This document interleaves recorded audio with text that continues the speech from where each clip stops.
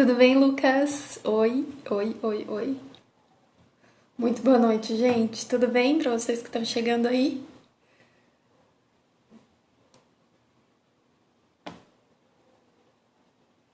Esperando só um pouquinho. Tudo bem?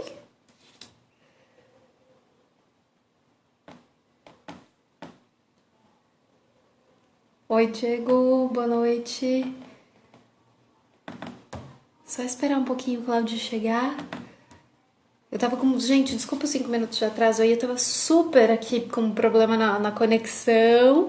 Vai ter live, Lucas, do interior. Quem tá tocando as lives é o Pedro. Essa chamada foi o Pedro que tocou.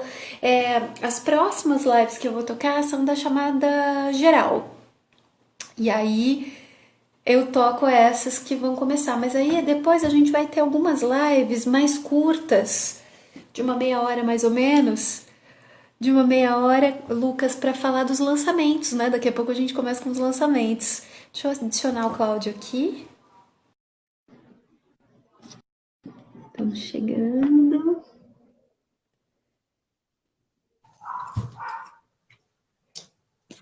Ui, quase derrubei tudo aqui. Oi, boa noite. Oi, boa noite, tudo bem?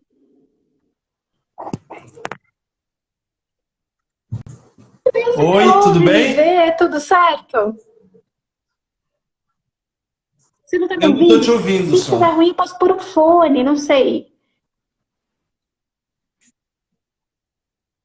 Tá Não, agora eu melhor? tô, tá Então tá melhor. bom, que bom. Muito boa noite. Seja muito Tá. bem-vindo.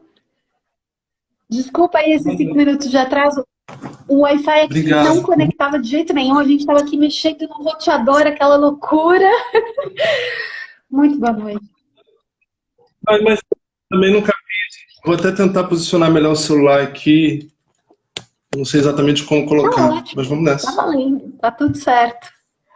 Muito boa noite, seja muito bem-vindo. Somos super gratos assim pela sua participação, por abraçar a causa, por topar todo o processo. Então, você é da casa, né? Eu tô aqui com o teu livro aberto, a gente ficou aqui o Boa dia noite. inteiro, assim, ó, numa correria aqui. Hoje foi um dia importante pro Thiago, porque foi a defesa dele. Então, assim, a gente tá entre a felicidade da defesa, as leituras, a revisão e live, a gente tá no maior processo online doido aqui. Mas é isso, eu acho que faz parte, né? Faz parte desse movimento de se manter um processo manter ativo. Então, seja muito bem-vindo. Você faz muito parte aí dessa bagunça, porque você topou, porque está movimentando, está levando poesia para todo lado. E esse é teu espaço. Então, assim, eu quero saber tudo de você, quero saber tudo desse livro, quero saber tudo desse título, quero saber tudo de tudo que você quiser contar pra gente.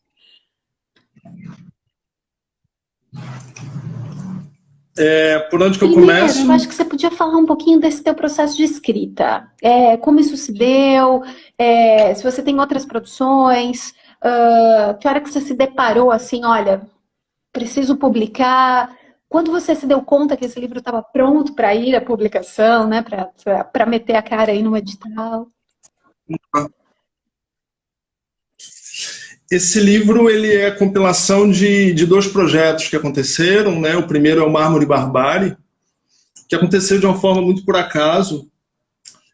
Tem dois amigos que têm uma sociedade, uma editora Casa 1, que é o Vini Mello e o Tadeu Santos. E uma vez eu estava publicando alguns poemas no Facebook, e eles comentaram comigo, eu dividi apartamento com o Vini, e eu publicando alguns poemas do Mármore Barbário, ele falou, cara, continua fazendo uma coisa nessa linha aí. Porque eu vim estudando um pouco o Rio de Janeiro há algum tempo, então esse processo de escrita ele era muito processo de rato de biblioteca mesmo, sabe? Era um processo normalmente de utilizar essa materialidade de arquivos sobre a cidade, um certo sentimento de desamparo com esse processo todo que foi o desmonte da cidade colonial no Rio de Janeiro, e o sentimento de trazer isso para uma outra superfície, para um outro plano, né? Enfim, aí eu comecei a escrever. O primeiro poema que eu escrevi foi O Morro do Castelo. Era um poema que eu estava numa fossa danada, e aí eu publiquei esse poema, e eles falaram, cara, continua fazendo isso, e eu continuei, terminei o Mármore Barbárie, E deu nesse livrinho aqui, que foi um livrinho que eu imprimi alguns exemplares e distribuí para alguns amigos. A gente fez um pequeno lançamento no Sebo do Ivan, que foi ano passado. E, enfim, a gente cantou alguns poemas, bebemos, brincamos um pouco. Foi bem interessante o processo todo. E depois disso, enfim, eu deixei isso encostado e comecei a pensar se valia a pena continuar escrevendo alguma coisa na linha do Mármore e Barbárie.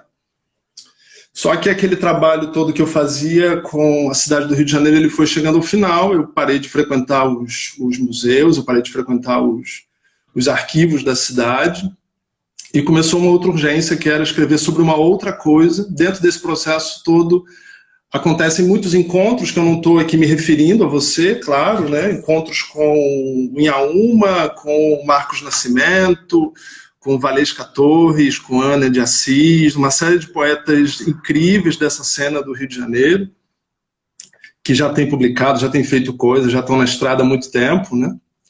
E que servem como parâmetro para a gente, para mim, assim, e um tipo de reserva até de potência, de alegria para estudar, para fazer essas coisas. Então essa rapaziada começou, enfim, nesses encontros todos surgiu a possibilidade. Eu li o Joilson do Inhaúma, E aí, cara, eu acho que eu quero fazer alguma coisa que dialogue um pouco com essa ideia aqui. Dialogue se distanciando ao mesmo tempo, né? E aí veio a ideia do Zumbi Malê.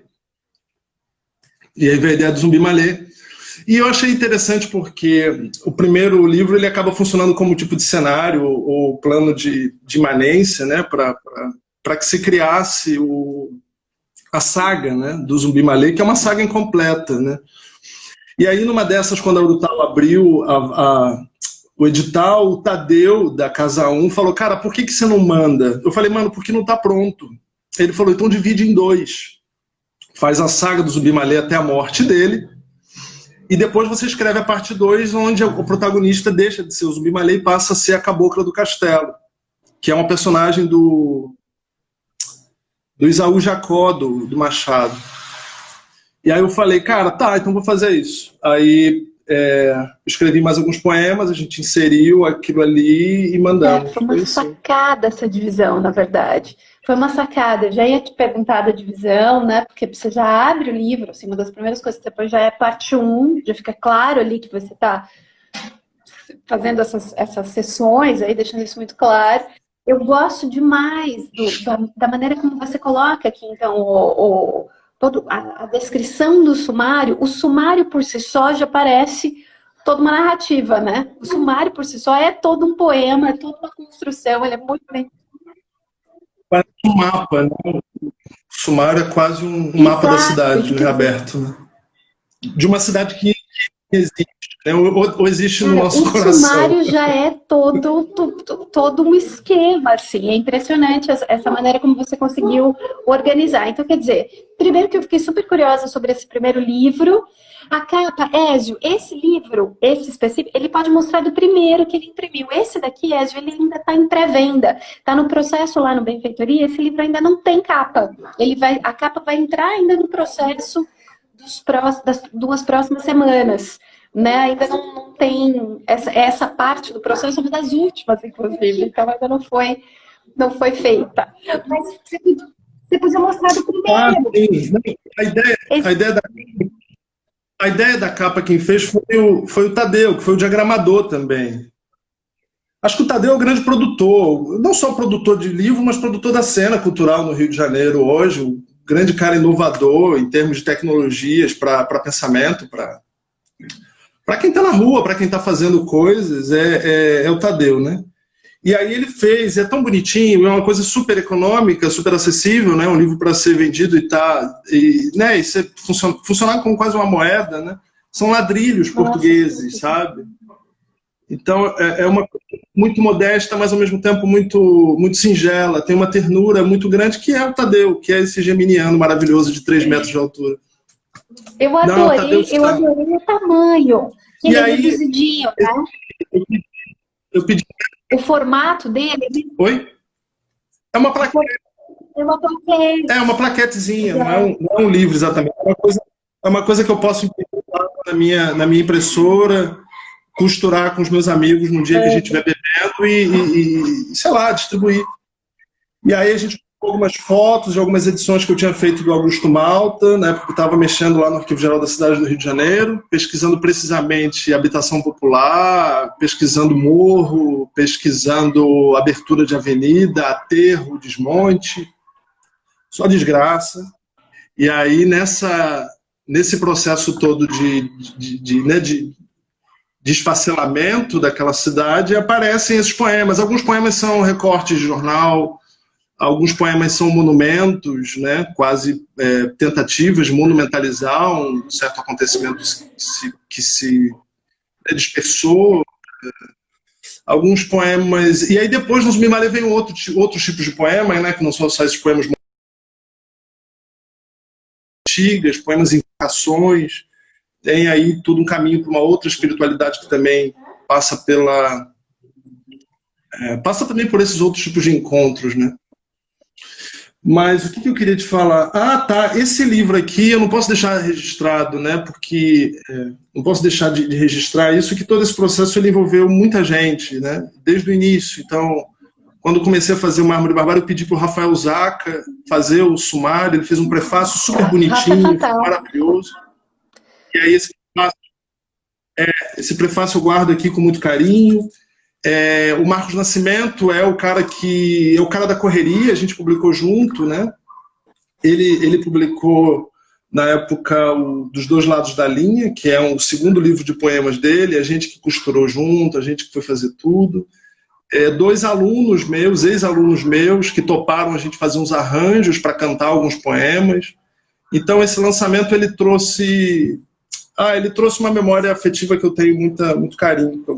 E eu tô adorando a maneira como você está descrevendo essa relação afetiva não só com o objeto, com o todo, e com os paratextos, e falar que canta os poemas. Gente, falar que canta os poemas, você sabe que você agora vai ter que cantar pra gente o poema desse primeiro, antes de começar a fazer a leitura aqui de outros poemas desse livro que está sendo editado agora. Então, por favor, não tem jeito. Você fala que canta os poemas, você já dá aqui eu quero ouvir isso aí, nesse vozeirão ainda. Não tem jeito. Não, mas poemas, cantos, rezas, orações da segunda parte, do Zumbi Malê. Esse primeiro tem poemas, talvez intervenções, mas de qualquer forma são poemas muito materiais, sabe? São poemas que entram muito naquela linha do... Tem uma música que eu gosto muito, né, que é a música do Salve, o Almirante Negro, que tem como monumento as pedras no cais. Então, é um poema que tenta trazer essa ideia de que não se trata de resgatar alguma coisa que se está perdida, mas de ativar um tipo de... Normal, relaxa, acontece de tudo. Tudo certo.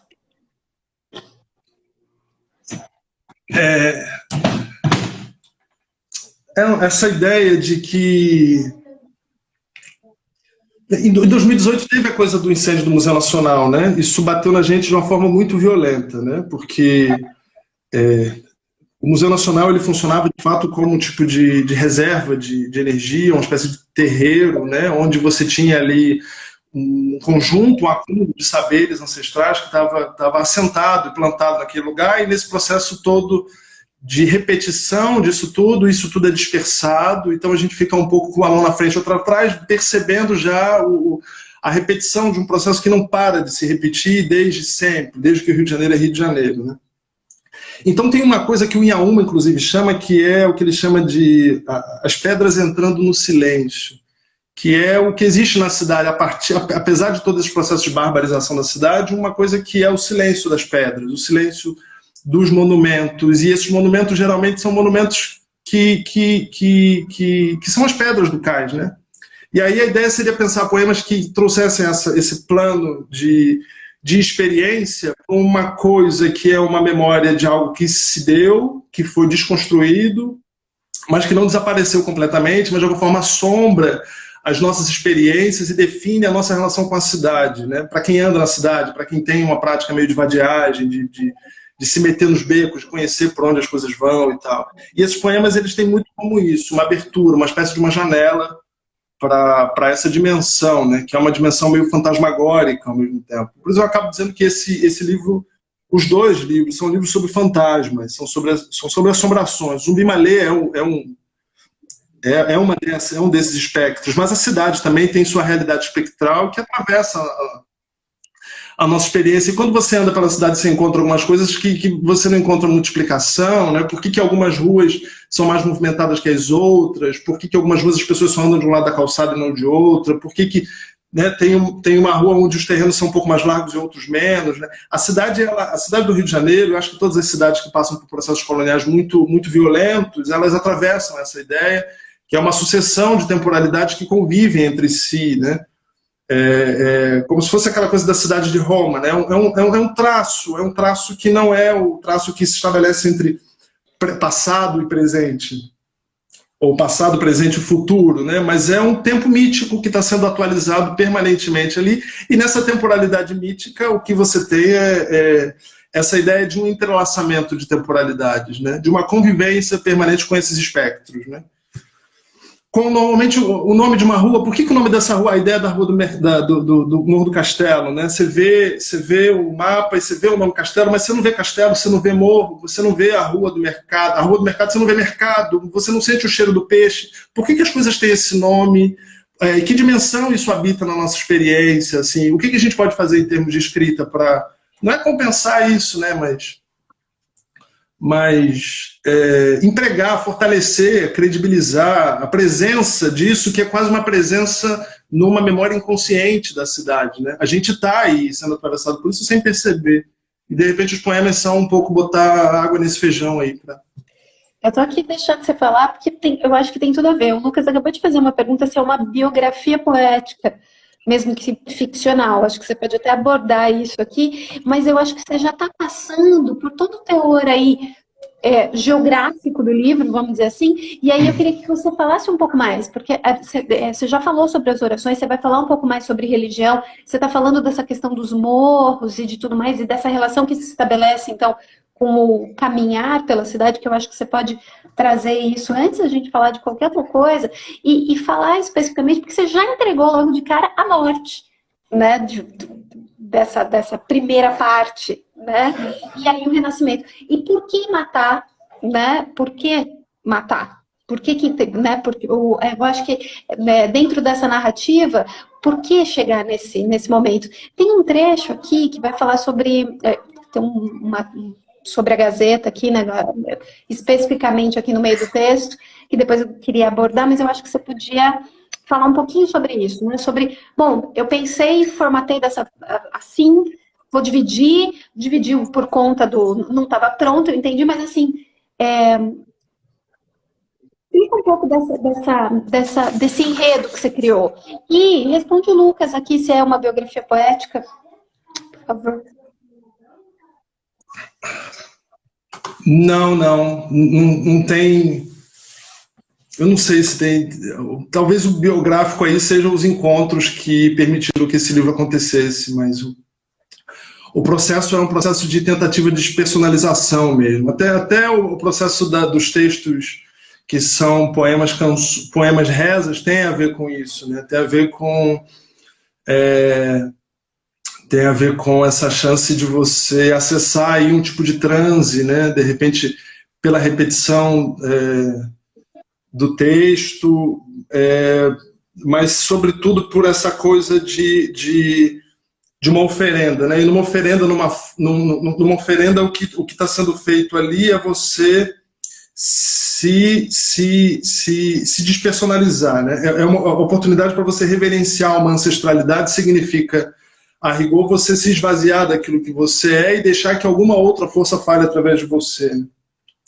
Que é a ideia lá do poema épico, né? Desde que houve poema épico, Homero e toda aquela tendência, né? Que é o processo de uma tentativa de um resgate de moralidade, né? E uma tentativa de moralidade que se perde aí, mas de qualquer forma é uma tentativa. correspondido. Tem umas imagens no teu livro, né? De repente, acho que vale a pena você falar sobre elas, porque são belos recortes. Essas imagens tem a ver com o Mármore Barbárie, que é o primeiro livro, porque são imagens de lugares que não existem mais. Que não existem senão como monumento, né? Senão como um nome no mapa ou como um ponto de referência para quem anda, para quem caminha pela rua, né? Tem aquela coisa da palavra, eu acho que a palavra signo em grego significa túmulo, né? Significa lápide, na verdade, né? E a ideia que eu tento acessar é que o poema ele não é exatamente uma lápide, porque ele não é o signo de uma ausência ou de uma falta, mas ele é uma lápide no sentido de dizer que nem tudo se perdeu no meio desse caminho e que a gente está alinhado com uma linha de memórias que se atualizam naquilo que a gente é. A gente, sem querer, às vezes é backup de todos esses processos que se deram. Tem um poema que eu falo sobre isso, que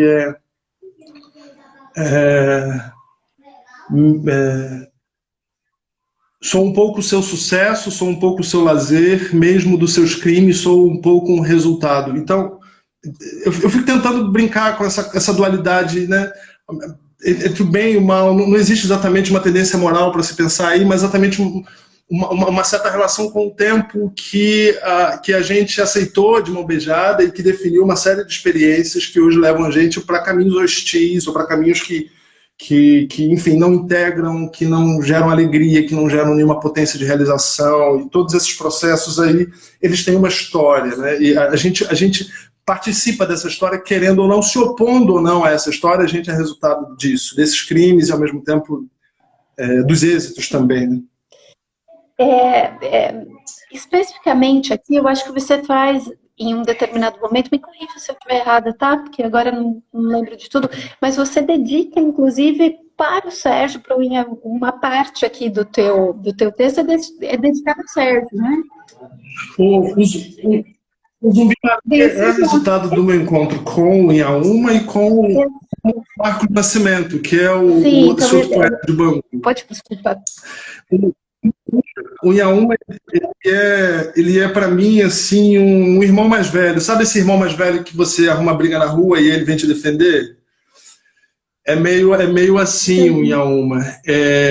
O Marquito é meu irmão do meio. Assim, meu irmão que me ensina a escrever, sabe? Que senta e me ensina, me alfabetizou, me ajudou a alfabetizar, sabe? E eu não precisava, não poderia escrever sem falar sobre eles, porque mal ou bem esses caras estão aí, estão escrevendo muito e estão se destacando de uma forma maravilhosa. Eles são uma referência para mim, eu acho que para toda uma geração. Se não é, devia ser, ou vai passar a ser em algum momento aí. O poeta de Bangu e o poeta de Inhaúma, que eu escrevo lá, né? O Inhaúma, ele é um mitólogo, né? Ele não é um poeta só, é um cara que ele constrói mitos, né? Através de um subúrbio que não é... que está muito longe desse subúrbio que é cantado por uma crítica social, esse subúrbio que é atravessado pela violência da polícia. É um outro subúrbio, de uma outra infância, de um outro começo, de uma outra rede de possibilidades e de alegria, né? E é isso que marca ele. E o Marquito, eu acho que é o poeta que traz, ao mesmo tempo, essa coisa da linha, da relação com a ancestralidade e com certa relação espectral com o bandismo, e a ideia de um êxodo, de várias diásporas que ocorrem. Quem fala isso muito é o Luiz Antônio Simas, né? Ocorrem várias diásporas no Rio de Janeiro, e uma dessas diásporas vai empurrar o povo em direção à zona oeste do Rio. Eu sou resultado disso, né? E o Marquito também. Então a gente se reconhece quase que pelo cheiro, do mesmo barro, da mesma referência, do mesmo chão. E a gente está aí, tentando se entender. É uma delícia, né?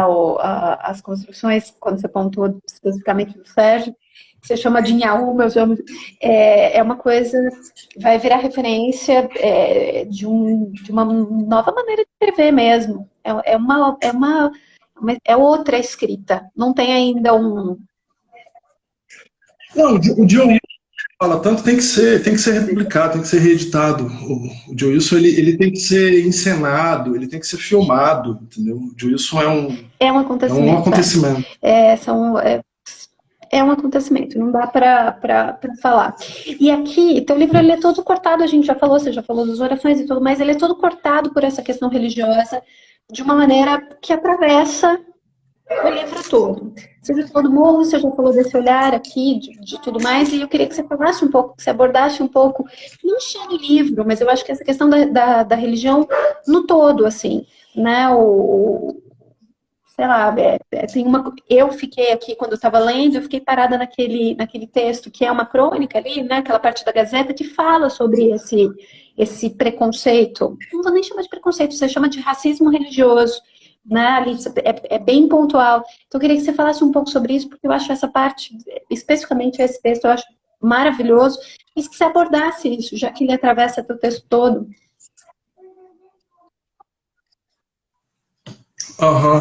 O Rio de Janeiro ele é marcado por uma prevalência muito forte da cultura banto, né? E a cultura banto tem a tendência de cultivar um culto à ancestralidade, né? Um culto doméstico aos ancestrais, aos mais velhos, aos bisavós, aos que vieram antes, aos pretos velhos, às vovós, aos primeiros donos da terra, os caboclos, os boiadeiros, enfim, toda essa rede, né? Isso que eu chamo de lumpen dos espectros, que são os mortos que ficaram sem sepultamento, os mortos que ficaram nas estradas, né? Os mortos que são os mortos que saíram das senzalas, que saíram das minas, e eles se encantam e eles reaparecem em terreiros, né? Que são esses espaços de definição mitológica, assim, são verdadeiras mitologias espaciais que estabelecem aí uma outra relação com o tempo. Nesses espaços aparece toda essa cultura de oralidade, fervilha toda essa cultura de oralidade que me interessa, e que para mim tem uma carga poética incrível, com um potencial muito forte, é o que eu tentei, de uma forma, claro, muito pálida ali, muito ainda esvoaçante, muito amadora, trazer esses pontos de Umbanda, trazer essa mitologia desses encantados, dessas entidades dos subúrbios, né?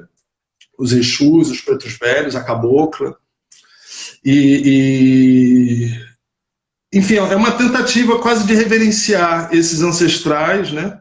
E de deixar que eles falem através dessa escrita poética, tentando o tempo inteiro tensionar com a possibilidade de uma oralidade, sabe? Então é como se tivesse uma biblioteca ancestral disponível, e a gente é resultado, a gente está dentro dessa mesma linha genealógica que traz consigo toda uma carga simbólica, todo um processo de definição ética, todo um regime de imagens, toda uma definição do que é sagrado, é menos religião e mais uma relação com o sagrado e uma relação com essa ancestralidade, para definir uma outra forma da gente pensar temporalidade, né? Porque dentro dessa correria cotidiana de produção, né, sei lá, quarentenas e coisas que destroem a nossa potência vital, a necessidade de olhar para trás e ver atrás um conjunto de fatores, um conjunto de estratégias de sobrevivência bastante avançados, assim, um conjunto de tecnologias poéticas, um conjunto de tecnologias ancestrais que vale a pena a gente acessar, porque a gente é resultado disso. A gente é resultado da tendência, de uma tendência à resistência, né, realizada por esses mortos que ficaram sem sepultamento. Cara, me passam 1000 perguntas assim na cabeça, principalmente porque esse é um tema que, sei lá, é interessantíssimo. E eu conheço muito pouco, inclusive, desses pontos que você está trazendo, e eu sei que tem gente aqui que está super ligado, que inclusive está se envolvendo com essas temáticas agora. É o caso do Lucas, que é um poeta nosso aqui, por isso que eu estou reforçando e perguntando, porque muito me interessa, e interessa para outras pessoas também, essas temáticas que você aborda nesse livro. E você está falando aí que é de maneira muito amadora, e eu já discordo aqui enquanto leitora, porque eu acho que você conseguiu fazer aquilo que você está aqui propondo está muito bem feito. Deixa eu te perguntar uma coisa assim, ó, você falou do primeiro livro, que eu adorei essa ideia dele ser todo, né, feito de uma maneira aí que vamos imprimir, bora lá. Eu adoro essa coisa artesanal, essa coisa mais prática. Você já falou desses encontros e por isso que esse está aqui, só que do processo, do momento em que você foi selecionado e até agora, até o momento em que vai sair, você tem produzido? Você falou da quarentena e tudo mais, você está escrevendo outras coisas? Como é que está esse teu processo aí de escrita? Poemas não, porque não tem clima para escrever poema, não tem encontro. Poema para mim é resultado de encontro.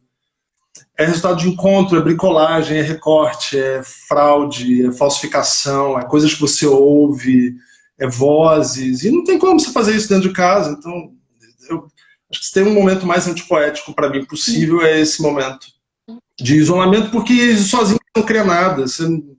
Sozinho você fica largado no mundo aí, igual sei lá, um herói de um filme de Hollywood. Isso não tem nenhuma relevância. Mas eu acho que esses poemas, como eles têm uma certa tendência muito forte de explorar uma espiritualidade, mais um motivo pelo qual a quarentena ela não permite isso. Eu tenho feito trabalhado, escrito textos críticos, preparado outras bibliografias, né, que também mexem com esses mesmos temas, mas são bibliografias. São textos críticos, são, sei lá, manifestos, são coisas que tratam essa coisa, todo esse tema sobre um parâmetro político, não sobre um parâmetro de sabor, né, de gosto, de ritmo, de cantiga, de reza. Cara, uma conversa sua com o Sérgio, com o Ian e uma, deve ser uma coisa belíssima de ouvir. Eu acho que é por aí que sai. Gente, a gente briga. Eu tô te escutando e lembro da conversa com ele falando, né, do lugar de fala aí de se colocar como mulher e falar que ele estava grávido. Eu falo, gente, esses dois juntos, deve ser uma coisa assim. É por isso que rende, é por isso que existe mais uma mundo, é por causa de encontros, né, de comer. Eu imagino você. E ainda se tiver uma bebida, faça. O primeiro encontro pós-quarentena aí de 2 horas vai render um livro para cada um e bora lá. Muito, muito jóia. Vocês são super interessantes. Eu acho que a maneira como vocês estão produzindo, cada um, claro, dentro da sua estrutura textual, né, e tudo mais, mas eu acho que vocês têm poéticas, assim, incríveis. Eu acho que elas viram... elas são...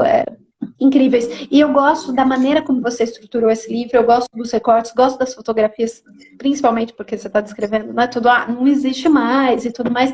E o que é que existe, né, hoje, né, essa coisa que você está pontuando aí de não conseguir produzir esse tipo de coisa, né, que é o que depende aí de encontros, né, o que é que existe, né, o que é que a gente tem na memória, o que a gente pode produzir agora que não seja coisa funcional. Bom, é uma pena estarmos nesse momento, mas escuta, vou te perguntar assim, só para você abordar, já que você está falando que está produzindo coisas assim mais voltadas para essa questão política, você considera o teu livro político?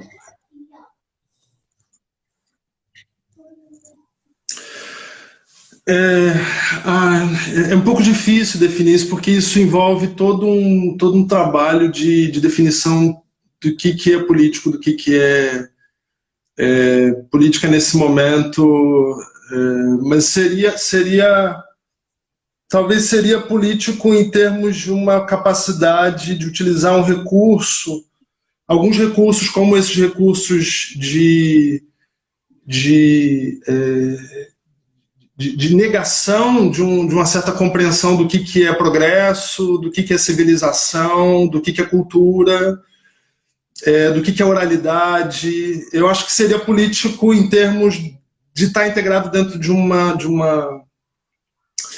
coisa muito antiga, que não depende de mim, que não depende de quem está aí, que é a luta contra o racismo, que é a luta contra a escravidão, que é a luta contra a colonialidade. Então, ele é político, mas ele não tem nenhum primado, ele não tem nenhum tipo de pretensão, nenhum destaque em nada, porque ele é só resultado de uma coisa que ele é realimentado e é canalizado por uma série de outras forças, de coisas que estão aí há 300 anos se movendo, se sacudindo e tentando permanecer.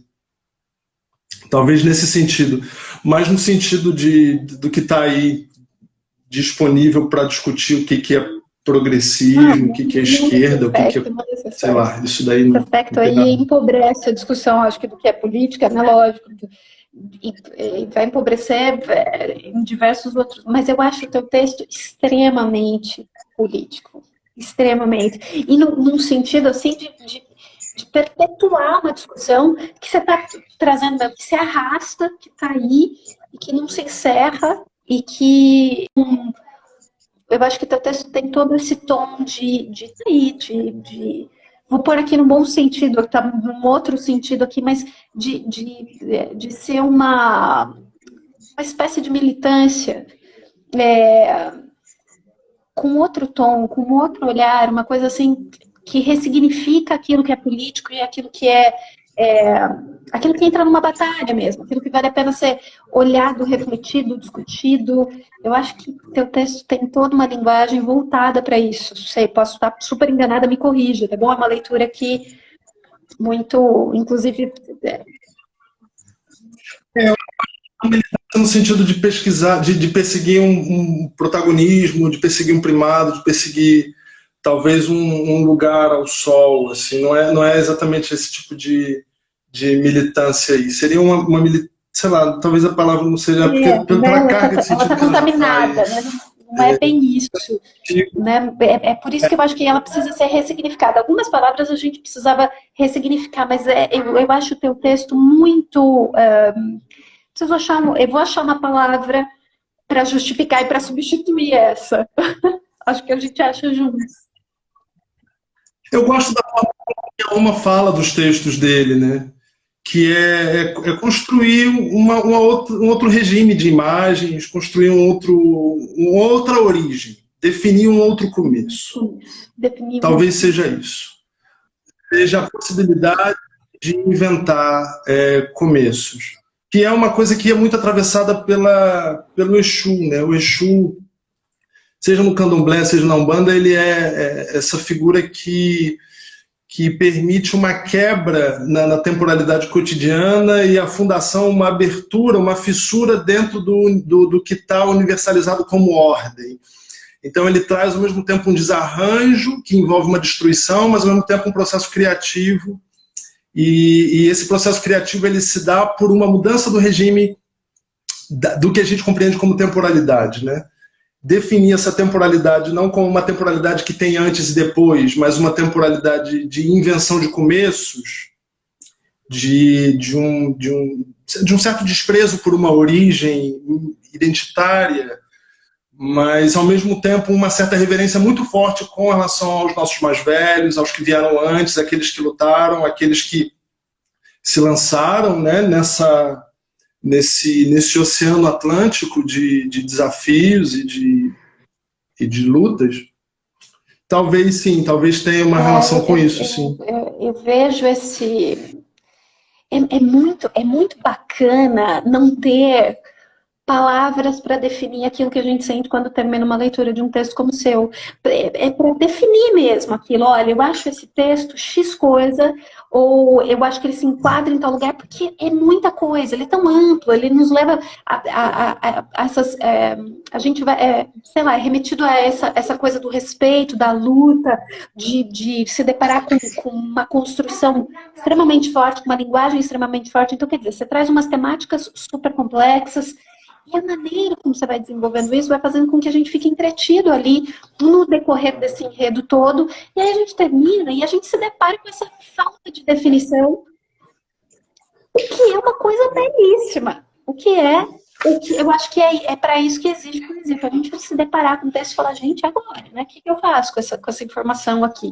É muito bonito, é muito legal, e eu acho que faz muito parte desse momento mesmo, da gente discutir essa coisa. Você não quer ler pra gente? Eu tô morrendo de medo aqui, a gente já falou quase 50 minutos, e aí você não leu um trechinho pra gente. Escolhe um pra gente. De qual dos dois? Você que manda. De qual dos dois? Você que manda. Qual das duas partes? Eu tenho alguns poemas que eu pedi para amigos lerem. Eu vou ler um que eu vi um vídeo eu gravei um vídeo. do Sérgio fazendo. Eu vi um vídeo Qual do vídeo você Sérgio. viu?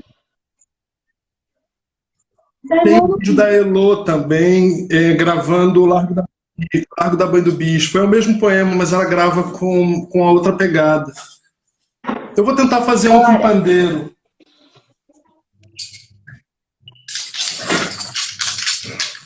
Talvez não fique bom porque, sei lá, o celular não é bom, ou porque eu realmente não sei tocar, e tudo bem também, tá?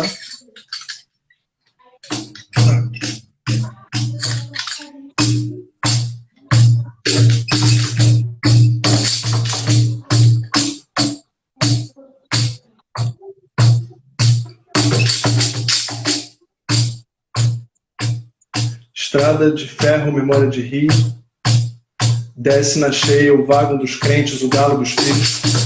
Desce na cheia o vago dos crentes, o galo dos trilhos. Sobe vazio, o galo do povo, água no cascalho. Reza o primeiro, dono da terra, umbigo do rio, flecha no tempo. Que molha o caroço no peito da terra, que molha o caroço. Que molha o açude. Que molha o açude na copa dos galhos descabelados. Reza ao segundo, seu madureira, seu boiadeiro, encantador de corpos. Que não deixe ninharia de peixe, que não deixe o agouro, o caminho do ouro, inacabar o rio. Que não deixe ninharia de peixe, que não deixe urubu, o agouro, o caminho do ouro, inacabar o rio. É isso. Cara, eu já reclamei de audiolivro aqui para tudo quanto é poeta que apareceu, mas o teu vai fazer falta mesmo. Tinha que ser musicado do começo ao fim, não tem jeito. Cara, que sensacional, como muda a interpretação, né? Como é muito diferente. Eu fazendo uma leitura aqui, ouvindo isso, é sensacional. É sensacional. Quando você fala das partes, você escolheu esse, que já foi, inclusive, né, todo retrabalhado. Eu queria que você lesse um outro. Que você lesse, cantasse, tocasse, tanto faz. Mas eu queria que você falasse de um trecho. Por exemplo, quando você fala da segunda morte dele, segunda morte, que é aquela real nos jornais, então assim, ó, morreu mesmo, estamos aqui, morreu, tá no jornal. Eu gosto dele, ele é super pequenininho esse poema. Ele tá aqui na minha página, acho que na página 36. Deixa eu confirmar. Eu queria muito ouvir a tua... página 36. E logo em seguida vem o Zumbi Malê Presente. Então, se você pudesse fazer... É um pedido, tá bom? Raramente eu peço, mas para mim são muito marcantes aqui. Esses dois, tem vários outros, né? Eu gosto muito daquele da Gazeta que eu te falei, mas como é uma crônica, como ele é maior, como é em prosa, eu acho que demoraria bastante. Não sei nem se a gente tem tempo para isso. Mas se pudesse fazer esse favor de ler esse do momento da morte, da morte real, da segunda morte, Tá. seria muito bacana para mim, por favor.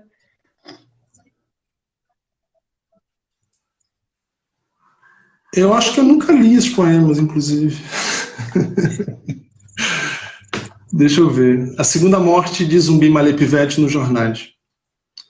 Morreu, mas desta vez definitivamente, o famigerado brasileiro da costa da África, Zumbi Malê, um dos mais imorais tipos de rua desta cidade. Zumbi Malê presente. As orações andam por aí impressas, não em folhetins, não são vendidas em livrarias, nem exportadas para a província aos maços, simplesmente manuscritas de mão em mão, não vêm amarradas ao pescoço, as orações para todas as causas possíveis e inimagináveis, orações árabes, correm rumores, a tradução não se vende por 100 galos, as orações andam por aí impressas em abolição, o Sharpie das paredes da abolição.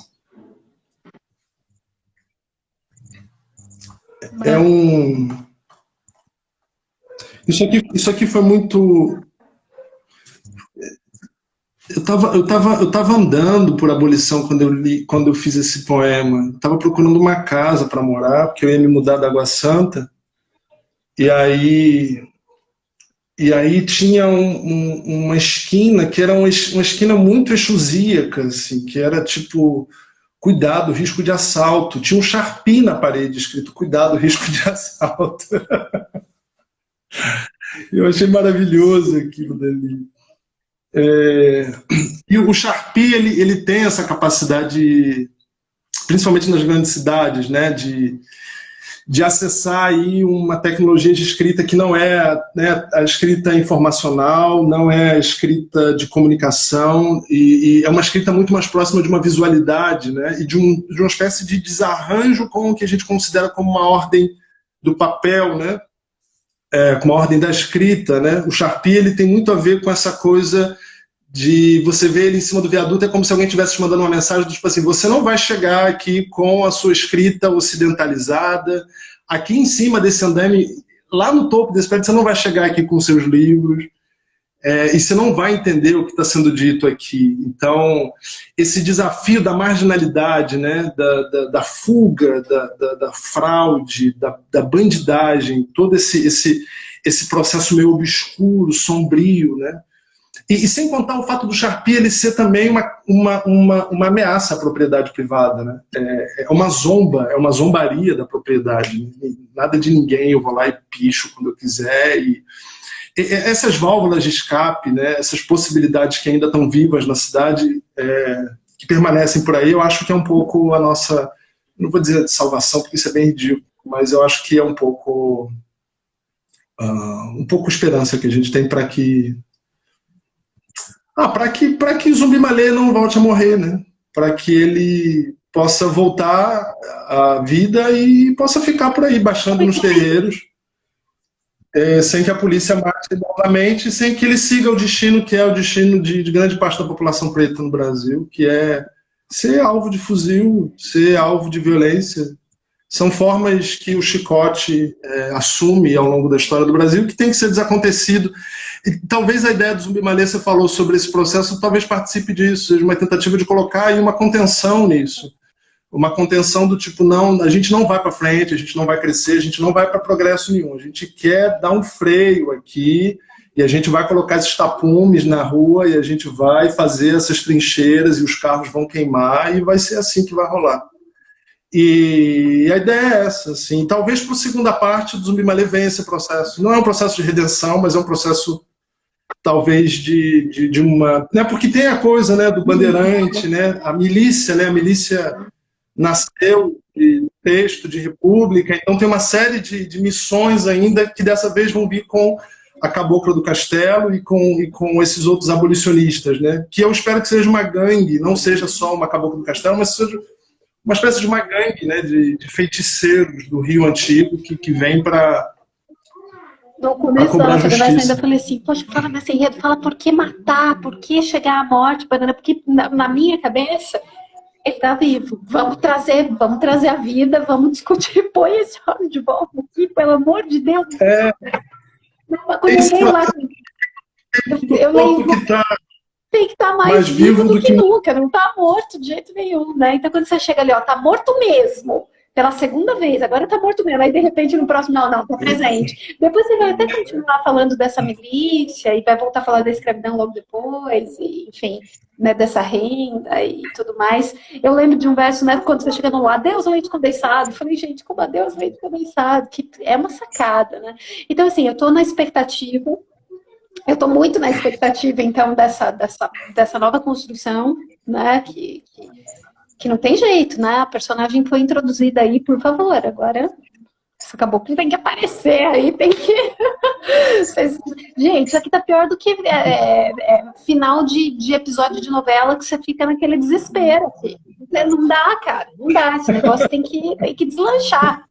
Que você dê um jeito aí de encontrar o povo, fura a quarentena, encontra para poder lá, não tem jeito. Olha, Cláudia, de verdade, assim, olha, eu queria dizer que, assim, é um prazer participar desse processo, a tua escrita é riquíssima, belíssima, ela faz com que a gente reflita mesmo, faz com que eu não deseje a morte do personagem, depois quando aparece outro eu falo assim, poxa, mas e agora? Cadê? Né? Causa ali uma expectativa, eu acho que todas as tuas temáticas, sejam elas políticas, de militância, de origens, religiosas, sejam todas elas, como você a maneira como você traz essas reflexões faz com que a gente queira ler mais. Isso é bacana para um texto poético, porque normalmente o texto poético por si só ele se amarra ali, né, e se encerra. Ele pode ser retomado em outros livros, outros sei lá o quê, mas parece que ele se encerra ali. No meu caso do teu, o teu causa essa sensação de quero mais e estou esperando mais, e não é só quero mais, é porque tem mais aí, você só não pôs o papel ainda, você está prejudicando aqui também. Mas tem. É uma coisa que eu fiz questão de marcar no início e faço questão de marcar agora no final, que é um grupo, tem uma rapaziada aí fazendo isso, né? Então, a gente não faz nada sozinho, isso não é nenhum clichê, mas esses encontros que ocorrem, eles possibilitam outros possíveis, né? E eu fui possibilitado, enquanto possível, por outras pessoas que estão aí produzindo no subúrbio. O Marcos Nascimento é um deles, a Ana Carolina Assis vai para outro livro, a Valesca Torres vai para outro livro, o Inhaúma tem que reeditar, o Joe Wilson, né? Então a coisa está pronta, está feita, é só a gente botar no mundo. E agora você já está em dívida aí para pôr no mundo a continuação, por favor. Mas, Cláudio, de verdade, são quase 8 horas. Eu não sei se você preparou algo para falar, e aí eu te atropelei aí, se você quiser falar alguma coisa a respeito da sua escrita, a respeito do livro, algo que você queira falar do processo aí de edição, que eu não tenha abordado, por favor.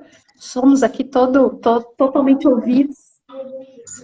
Não, estou de boa, estou feliz, eu agradeço vocês por esse espaço. Eu agradeço. Mas... É isso, assim,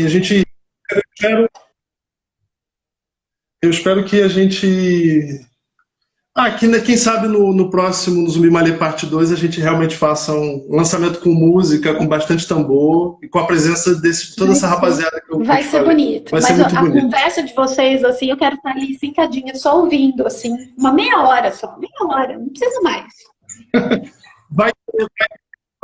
Vai ter, porque a gente está organizando um livro junto. Um livro de filosofia, no caso, né? E aí vai ter... Ele é filósofo, né? Também, né? Eu sou professor de filosofia, então a gente escreve e produz coisas juntos, então vai ter uma mesa redonda, sem dúvida, nem para falar sobre isso. Me chamem para isso, porque não dá para perder. Então, super interessante. Bom, muito obrigada. A gente volta, vai ter outra live, quando esse processo terminar, tem os 15 dias ali de lançamento, tem a live lançamento para a gente reconversar, inclusive o Wesley cobrou a capa, daí você vai estar com o livro na mão. Então, assim, a gente volta a se falar. Muito obrigada, foi um prazer imenso essa conversa mesmo. Parabéns pelo livro. Prazer te conhecer, Débora. Um beijo, boa noite para você. Um super beijo. Até a próxima. Tchau, tchau.